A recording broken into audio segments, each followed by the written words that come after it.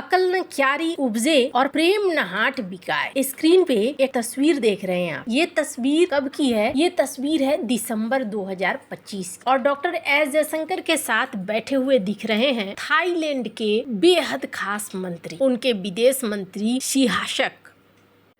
ये पूरे तामझाम के साथ आते हैं और भारत में इनकी बैठक होती है। इस बैठक के बाद बहुत लोग कयास लगाते हैं कि आखिरकार थाईलैंड के साथ भारत बहुत ज्यादा आगे बढ़ रहा है, कुछ खास है क्या? अभी ब्राजील के राष्ट्रपति जब आए थे तो इन्होंने डॉक्टर एस जयशंकर और अजीत डोभाल दोनों को देखकर कुछ इस तरीके का रिस्पॉन्स दिया था, जो बताता है कि इन दोनों की क्षमताएं असीमित है विदेश नीति में और राष्ट्रीय सुरक्षा में। और ये मुलाकात अब रंग लाना शुरू हो चुका है। अब ऐसी स्थिति आ गई है कि चाह कर भी अगर डोनाल्ड ट्रंप भारत को छोड़ना चाहेंगे तो छोड़ नहीं पाएंगे। जियोपॉलिटिक्स में बहुत कुछ चल रहा है, हमेशा की तरह जानने को मिलेगा बहुत कुछ, इसलिए वीडियो को अंत तक जरूर। ये एक देश देख रहे हैं आप, ये देश है म्यांमार। और अगर आप म्यांमार को ध्यान से देखें तो म्यांमार का एक बहुत बड़ा इलाका है जो लगता है थाईलैंड के साथ, और इसके बाद एक और बड़ा हिस्सा है जो चाइना से लगता है और दूसरा बड़ा हिस्सा है जो भारत से लगता है। म्यांमार जो कि काफी लंबे समय से साल 2021 से ही गृह युद्ध की मार झेल रहा है और म्यांमार की समस्याएं भारत के लिए भी समस्या बन रही हैं। और इसका बड़ा कारण ये है कि भारत और म्यांमार का अच्छा खासा बॉर्डर साझा होता है। अभी एक गणना की गई, बायोमेट्रिक गणना की गई तो पता चला कि करीब करीब 40,000 रिफ्यूजी जो बांग्लादेश और म्यांमार से आए हुए हैं ये मिजोरम में मौजूद है और इनके प्रत्यर्पण की व्यवस्था की जा रही है। अभी अगर म्यांमार की बात करें तो म्यांमार में चुनाव हुए हैं। इस चुनाव को बहुत सारे लोग कह रहे हैं कि इस चुनाव का कोई मतलब नहीं है, ये चुनाव सेना के प्रमुख ने अपने आप को स्थापित करने के लिए किया है, ऐसा कुछ खास नहीं है। सीनियर जनरल मिन आउंग ह्लाइंग इस वक्त सबसे ताकतवर व्यक्ति हैं। वे सेना के कमांडर इन चीफ और जुंटा के प्रमुख हैं। साल 2021 के तख्ता पलट के बाद भी वो सत्ता पकड़े हुए हैं। दिसंबर 2025 और जनवरी 2026 में 3 चरणों में चुनाव हुए, जिसमें सेना समर्थित पार्टी की जीत मिली है, करीब 81% सीटें।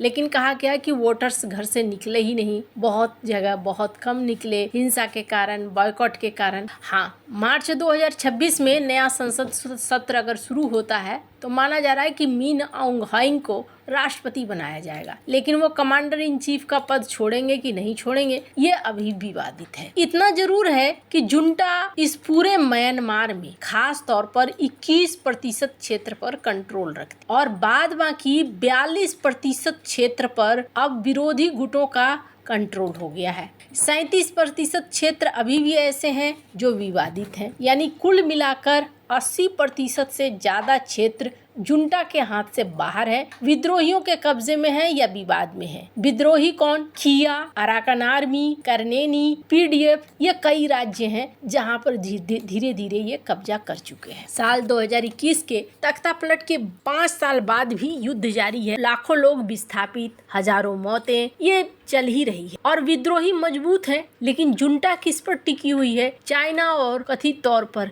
रूस की मदद। भारत के लिए ये कई बार समस्या पैदा कर देते हैं, जैसे कि अभी आपने देखा भारत ने एक बड़ी गिरफ्तारी की है भारत म्यांमार सीमा के पास तेंग्रुपाल जिले में, जहां 4 मिलिटेंट्स को पकड़ा गया है। और ये मिलिटेंट्स जिनको कहा जाता है कथित तौर पर बाहरी समर्थन है, ताकि मणिपुर इलाके में भारत को अस्थिर रखा जाए। मणिपुर पुलिस, असम राइफल्स और सेंट्रल फोर्सेस यहाँ पर दिन रात लगी हुई हैं। कहा जा रहा है कि म्यांमार बॉर्डर को पूरा नहीं करने देने के लिए कई जगहों पर विस्फोटक लगाया जाता है और उसे फिर भारतीय सेना को ढूंढ ढूंढ कर समाप्त करना पड़ता है। ऐसी स्थितियां हैं भारत और म्यांमार के बीच में। लेकिन जैसा कि मैंने कहा, ये जो मुलाकात आपने देखा डोभाल के साथ, थाईलैंड के एफएम की और जयशंकर के साथ, ये बहुत ज्यादा खास है।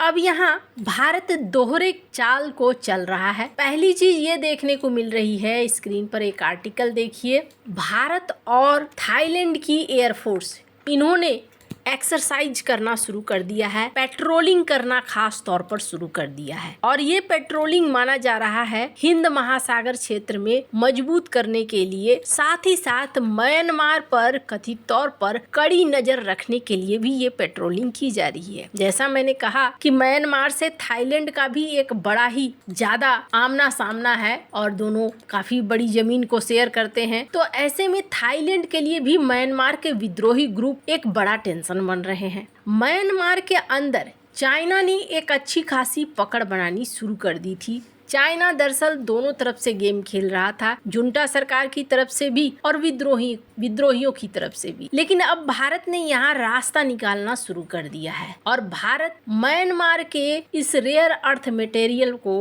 अब पाना चाहता है। लेकिन सवाल ये है कि क्या भारत चाइना की तरह यहाँ घुसेगा? भारत ने यहाँ बातचीत करना शुरू कर दिया है। भारत उन ग्रुप्स के साथ बातचीत कर रहा है जो ग्रुप जहाँ पर कब्जा कर चुके हैं। जैसे काचिन स्टेट को अगर आप देखें तो काचिन पे भी कब्जा हो गया है कई मिलिटेंट्स ग्रुप का, और ये वो जगह है जहाँ भरपूर खजाना है। अब भारत किस रास्ते से पहुँचेगा? भारत पहले ही सितवे प्रोजेक्ट पर काम कर रहा था। अभी फिलहाल को देखने को मिल रहा है कि एक बार फिर से रखाइन स्टेट के सीएम इन प्रोजेक्ट्स को लेकर बात आगे बढ़ाने की कोशिश कर रहे हैं, आगे बढ़ना चाहते हैं कि यहाँ भारत का प्रोजेक्ट भी पूरा हो। हालांकि ये इतना आसान नहीं है। ये वो इलाके हैं जहां अराकान आर्मी का बोलबाला है। भारत ने कथित तौर पर अब विद्रोही ग्रुपों से बातचीत करनी शुरू कर दी है ताकि भारत को यहाँ से रेयर अर्थ मटेरियल मिलना शुरू हो जाए। ये काम भारत को बहुत पहले करना चाहिए था, लेकिन देर आए दुरुस्त आए वाली सीन है। अब चूंकि भविष्य रेयर अर्थ मटेरियल पर निर्भर है, ऐसे में म्यांमार भारत के लिए एक बड़ा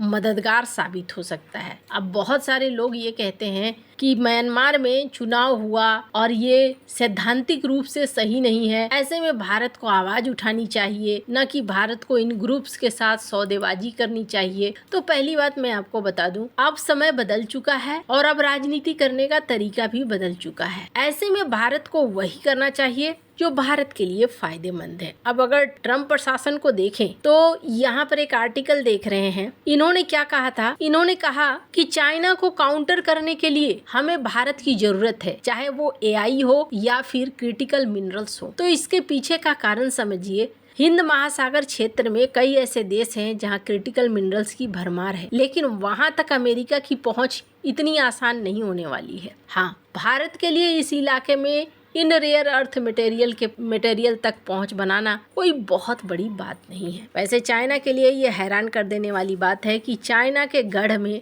अब भारत घुसकर सीधे विद्रोही गुटों से बातचीत कर रहा है और वहां से रेयर अर्थ मटेरियल निकालने के लिए हर दाव पेच अपना रहा है। आपको क्या लगता है, क्या भारत का ऐसा करना उचित है या नहीं? कमेंट कर अपनी राय जरूर बताएं। जल्द मिलते हैं अगले वीडियो में नई